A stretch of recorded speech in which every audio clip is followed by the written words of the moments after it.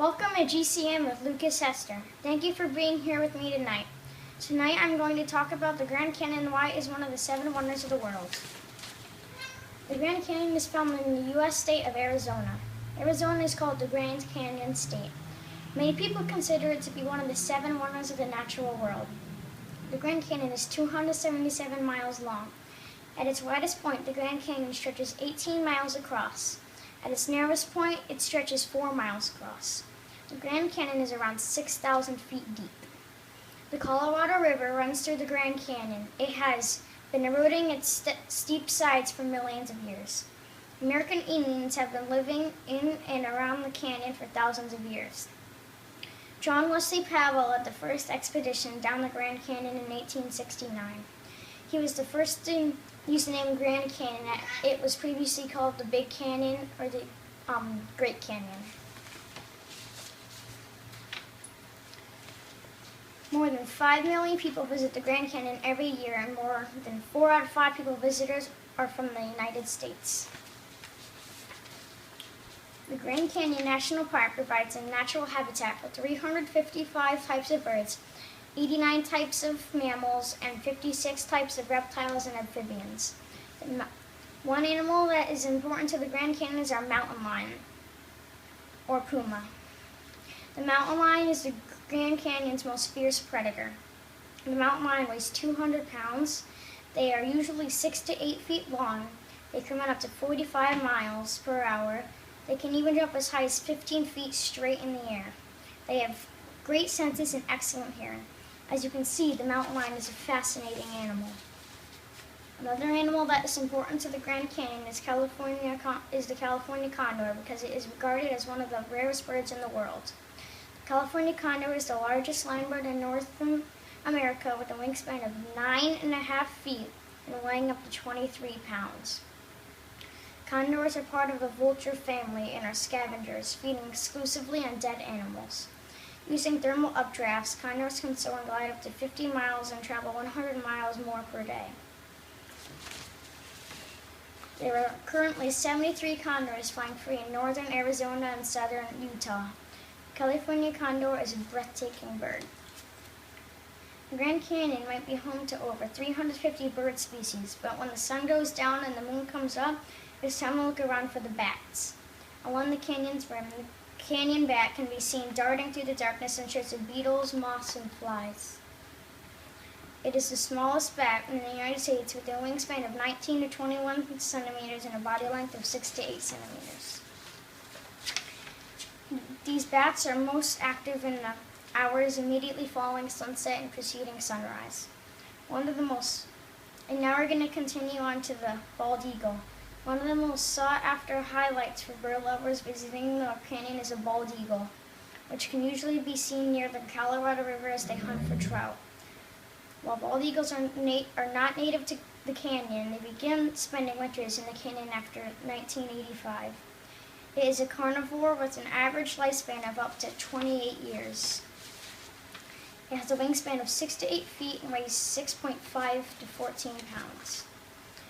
The bald eagle, with its snowy feather, not bald head, and white tail, is the proud national bird symbol of the United States. Now it's time for the black bear. Black bears are one of the most common species in North America and also the smallest. It is the only bear species still found in Arizona. Uncommonly, they are found in the park, usually near the north or the south rims. They are about 4 to 7 feet long and weigh between 200 to 600 pounds. American black bears are eating machines and are mostly vegetarian.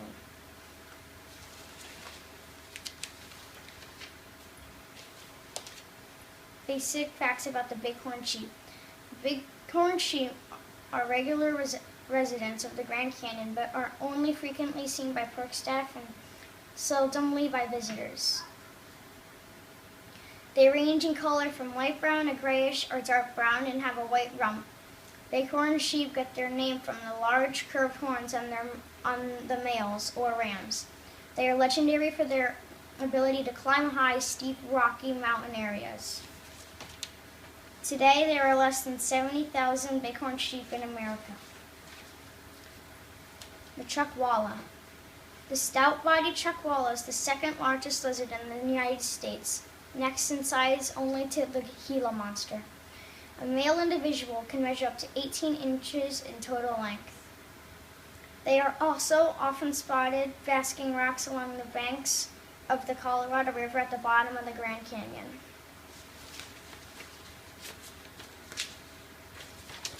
Harmless to humans, these lizards are known to run from potential threats. Chuckwallas may live for 25 years or more. They are big and they look mean, but they are harmless. Time for the Gila monster. The Gila monster is one of the only two species of poisonous lizards. Gila monster's venom is about as toxic as that of a western diamondback rattlesnake. However, a relatively small amount of venom is introduced in a Gila bite. Gila monsters spend most of their lives hidden below the ground. They are large lizards, measuring up to about 22 inches. Some rattlesnakes. 13 species of rattlesnakes live in Arizona, more than any other state. These snakes have glands that make venom, much like human saliva, glands make saliva. The rattle is made of keratin, the same material found in human hair and fingernails. Rattlesnake prey may include small mammals, birds, reptiles, amphibians, and centipedes. Did you know that if you visited the Grand Canyon 10 years ago, it would have been a rare occasion to see an elk? This species was exterminated from the state in the 1890s due to overhunting. The elk visitors see today throughout the South Rim are Rocky Mountain elk. These animals were introduced to the state from Yellowstone National Park. Not adapted to the dry climate, and as a result, these animals have expanded their range in search of water sources, of which Grand Canyon and its neighboring forests have many. Time for the Arizona bark scorpion. The Arizona bark scorpion is a small light brown scorpion. An adult male can reach 8 centimeters in length, while a female is slightly smaller. The bark scorpion is nocturnal and prefers to ambush its prey, usually feeding on small insects. Bark scorpions hide during the heat of the day, usually under rocks, wood piles, or tree bark. Time for some mule rides. Riding a mule into the Grand Canyon is an adventure itself, and it's a great way to see the Grand Canyon depths that is easier on your legs, lungs, and feet. Mules are used because they have the sure-footedness of a burro with the larger size and strength of a horse. They have been carrying visitors since late 1887, and more than 600,000 people have been on a mule ride in the canyon. From the South Rim, a one-day adventure is most common and takes about 7 hours. Adventurous souls can take an all-day ride to the bottom of the canyon, stay the night, and ride back up the next day. The ride down is about 10.5 miles, and back up is about 7.3 miles. All skill levels of riders are welcome. Riders must be in good physical condition, not be afraid of heights, and weigh less than 200 pounds. Fully dressed riders must be at least 4 feet 7 inches tall. Here is one of the tourist attractions, the Grand Canyon Skywalk. The Grand Canyon Skywalk is a transparent horseshoe-shaped bridge on the edge of the main canyon. The height of the vertical drop directly under the skywalk is between 500 and 800 feet, owned by the Wallapai Indian tribe. It was opened to the general public on March 28, 2007.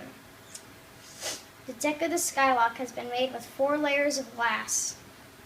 The glass railings are 5 feet tall and have been designed for high wind pressures. The walkway could carry 822 people that weigh 200 pounds, each without overstress, but maximum occupancy at one time is 120 people. The skywalk itself weighs approximately 1.6 million pounds. Going onto the skywalk costs almost $100, and you can't bring your camera. They don't want anyone dropping anything and scratching the glass. There were several other ways to enjoy the Grand Canyon.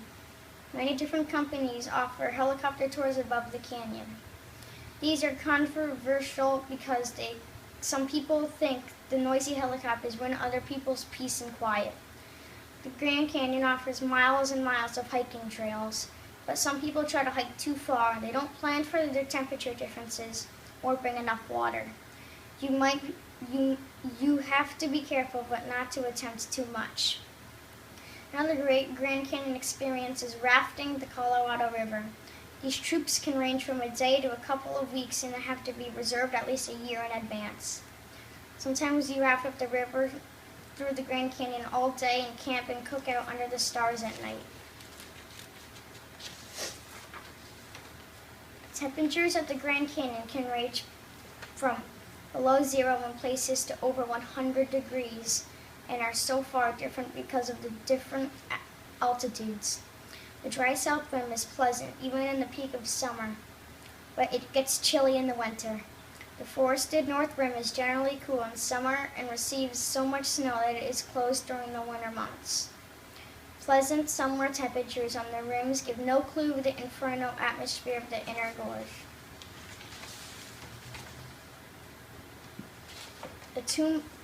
Now we're going to talk about the Indian tribes. The two main Indian tribes who still reside on reservations near the canyon today are the Wallapai and Havasupai.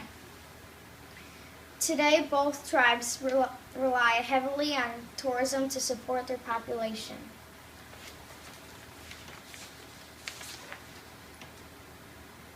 Outside of the occasional dust storms and forest fires, the Grand Canyon is home to some of the cleanest air in the entire United States. Native Americans have lived in and around the Grand Canyon for 4,000 years. Indians were the first people to live within the Grand Canyon. Around roughly 200 BC, the Pueblo people migrated towards the canyon area. As the Pueblo people moved away, the new groups of Native Americans moved into the Grand Canyon and began to live year-round. So that concludes today's episode of the Grand Canyon News. The Grand Canyon is truly one of America's greatest treasures.